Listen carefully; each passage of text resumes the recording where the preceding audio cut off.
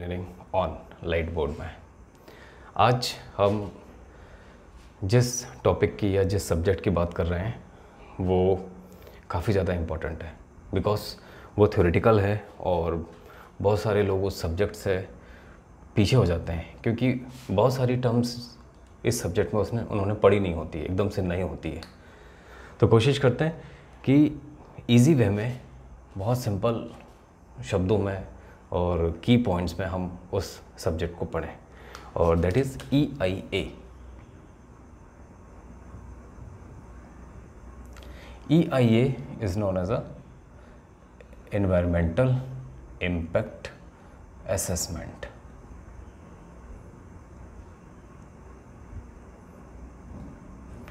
Environmental impact assessment क्या चीज़ है ये?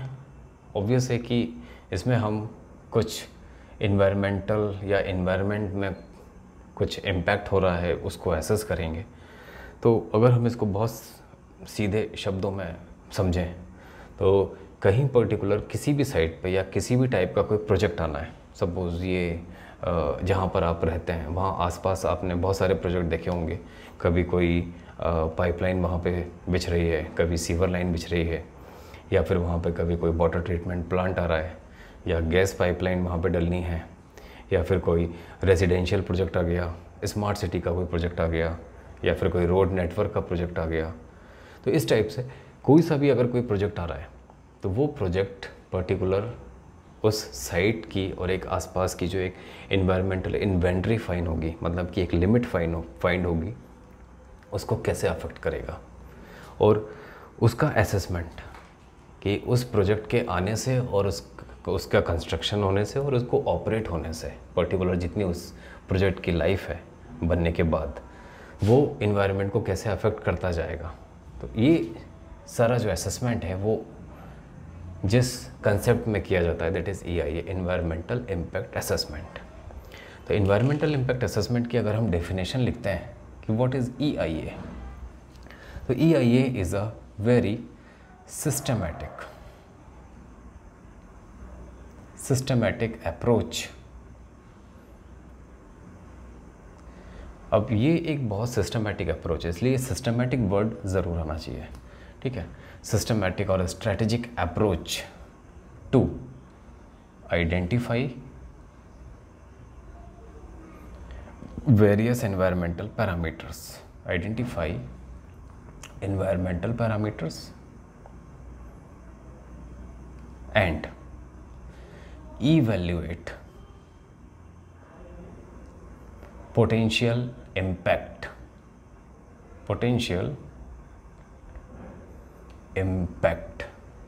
तो यहाँ पे जो हमारे की वर्ड्स हैं जो हाईलाइट होना चाहिए that is the systematic approach. ये क्या है? एक सिस्टमैटिक अप्रोच है। क्या करती है? जो पहली चीज़ आइडेंटिफाई करती है इन्वायरमेंटल पैरामीटर्स को। सेकंड चीज़ वो, ये फर्स्ट और सेकंड सिर्फ समझाने के लिए लिख रहा हूँ। सेकंड है इवैल्यूएशन होता है किस चीज़ का? पोटेंशियल इम्पैक्ट का। अब ये पोटेंशियल इम्पैक्ट जो इवैल्यूएट किए जाएंगे कहाँ से आएंगे? ये पोटेंशियल इम्पैक्ट होंगे potential impact of proposed project. जो भी प्रोजेक्ट प्रपोज्ड है, अगर जरूरी नहीं कि प्रोजेक्ट ही प्रपोज्ड हो सकता है कि कोई इवेंट प्रपोज्ड है, या हो सकता है कि कोई लेजिस्लेटिव एक्शन होना है वहाँ पे, लाइक दिस, ठीक है। तो कोई भी लेजिस्लेटिव एक्शन, प्रपोज प्रोजेक्ट और इवेंट अगर किसी साइट पर आना है तो वो इन्वायरमेंट को किस तरीके से अफेक्ट करेंगे उस पूरे का असेसमेंट। तो वो असेसमेंट होगा एक सिस्टमेटिक अप्रोच से। तो EIA is a systematic approach to identify environmental parameters and evaluation of potential impact of proposed project और action. This is the very general definition of EIA।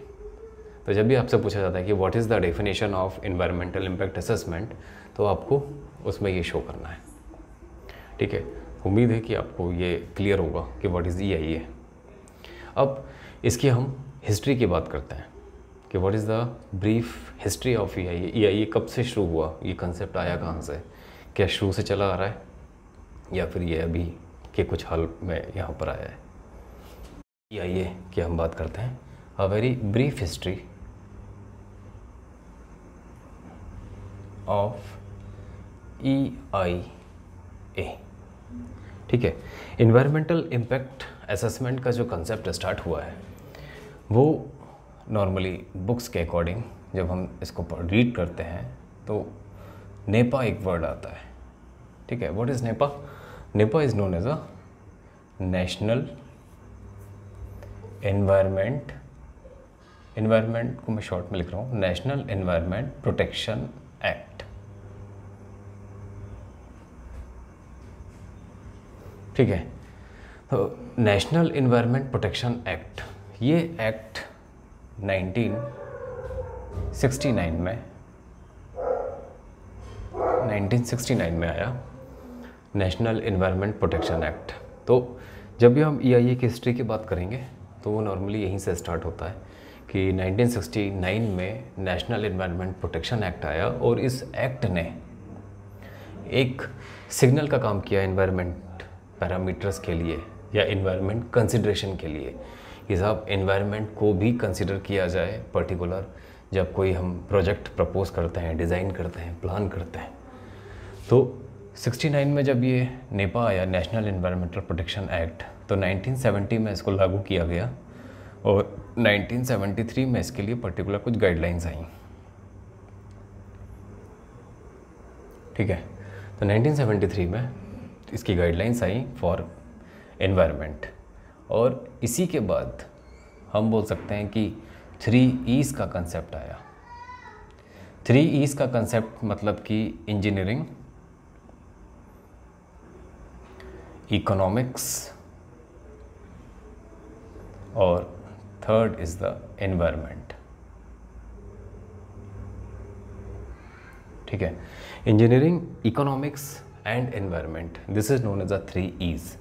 और ये कंसेप्ट क्या था 3 E's का कि ये जो 3 E's हैं इसको इंक्लूड किया जाए किसी भी प्रोजेक्ट की प्लानिंग में, planning, design and execution.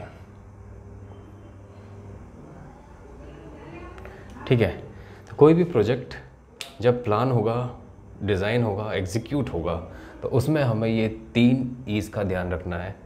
Particular उस प्रोजेक्ट की इंजीनियरिंग, उसमें इकोनॉमिक्स कंसिडरेशन और इम्पोर्टेंट चीज़ एनवायरनमेंट। तो ये जो एनवायरनमेंट वाला यहाँ पे कंसेप्ट इंक्लूड हुआ है ये नेपा के बाद ही हुआ था। और जब हम इंडिया में EIA की बात करते हैं कि इंडिया में EIA कब डेवलप हुआ, तो 1986 में एक एक्ट आया, that is EPA, environmental protection act, environmental protection act. तो इंडिया में अगर हम EIA की बात करते हैं तो वो इसी एक्ट के थ्रू आया। 1986 में एनवायरमेंटल प्रोटेक्शन एक्ट आया और उसका जो रेगुलेशंस है, ये एक रेगुलेशंस 1994 में, या हम बोल सकते हैं कि कुछ गाइडलाइंस या रेगुलेशंस 1994 में सेंट्रल गवर्नमेंट ने अडॉप्ट की। सेंट्रल गवर्नमेंट बिकॉज जब हम इंडिया की बात करते हैं तो इंडिया एक्चुअली यहाँ पर हमारे कुछ रूल्स सेंट्रल गवर्नमेंट से फॉर्म होते हैं और कुछ रूल्स स्टेट गवर्नमेंट फ्री होती है फॉर्म करने के लिए। लेकिन एनवायरनमेंट की जब हम बात करते हैं तो बहुत सारे एनवायरनमेंट के जो रूल्स एंड रेगुलेशंस हैं वो ministry of environment and forest से गाइडलाइंस दिए जाएंगे, रूल्स दिए जाएंगे और उसके बाद कुछ केसेस में स्टेट को वो फॉलो करना होता है, मैंडेटरी होता है और कई बार स्टेट उसमें अपने हिसाब से चेंजेस कर सकता है। तो जब हम इंडिया की बात करते हैं, EIA की बात करते हैं तो नॉर्मली वो 1986 से स्टार्ट कहा जाएगा कि एनवायरमेंटल प्रोटेक्शन एक्ट है, लेकिन 1994 में कुछ गाइडलाइंस दिए गए थे सेंट्रल गवर्नमेंट को और ये गाइडलाइंस स्टेट गवर्नमेंट को फॉलो करना थे। और इसके बाद कितना फॉलो करना है या कैसे फॉलो करना है वो डिपेंड करता है कि प्रोजेक्ट किस टाइप का है, किस कैटेगरी का प्रोजेक्ट है। सेंट्रल गवर्नमेंट के लिए प्रोजेक्ट एक कैटेगरी का है या स्टेट गवर्नमेंट के लिए प्रोजेक्ट बी कैटेगरी का है, और या फिर इसमें स्टेट अपने हिसाब से उसमें चेंजेस कर सकता है। ठीक है, तो सेंट्रल गवर्नमेंट 1994 के बाद अब जो अगर हम EIA का कोई कॉन्क्रीट रूल बोलें कि साहब कॉन्क्रीट रूल EIA का इंडिया में कब से इम्प्लीमेंट कहा जाएगा, तो वो कहा जाएगा 2006 से। 2006 में कॉन्क्रीट रूल्स या concrete regulations for EIA specially ये आया 2006 में। तो अगर हम बोलते हैं कि कॉन्क्रीट या मोटे तौर पे जब EIA को मेन कंसेप्ट है वो इंक्लूड किया गया, तो वो 2006 से किया गया, और उसके बाद फिर फर्दर इसमें अपडेशन होते गए हैं 2006 के बाद भी। तो एक ब्रीफ हिस्ट्री की जब हम बात करते हैं EIA की बहुत शॉर्ट में, तो वो नेपा से स्टार्ट हुआ 1969 से। 73 में गाइडलाइंस आए, 3 E's का कंसेप्ट आया। 3 E's का कंसेप्ट किसी भी प्रोजेक्ट की मेन प्लानिंग, डिज़ाइन और एग्जीक्यूशन में इंक्लूड किया गया। एनवायरमेंटल प्रोटेक्शन एक्ट का एक रेगुलेशन 94 में सेंट्रल गवर्नमेंट ने अडॉप्ट किया। फिर 2006 में कॉन्क्रीट रूल फॉर EIA आया, और इंडिया में ये सब किसके अंडर में होता है? Ministry of environment and forest, MOEF, ministry of environment and forest. अब ministry of environment and forest ने एक फर्दर एजेंसी बनाई EIAA, environmental impact assessment agency, और यही एजेंसी जो है that is responsible for EIA considerations. So EIAA सारा जो EIA से रिलेटेड जो भी मैटर होंगे वो सब यही एजेंसी देखेगी, EIAA।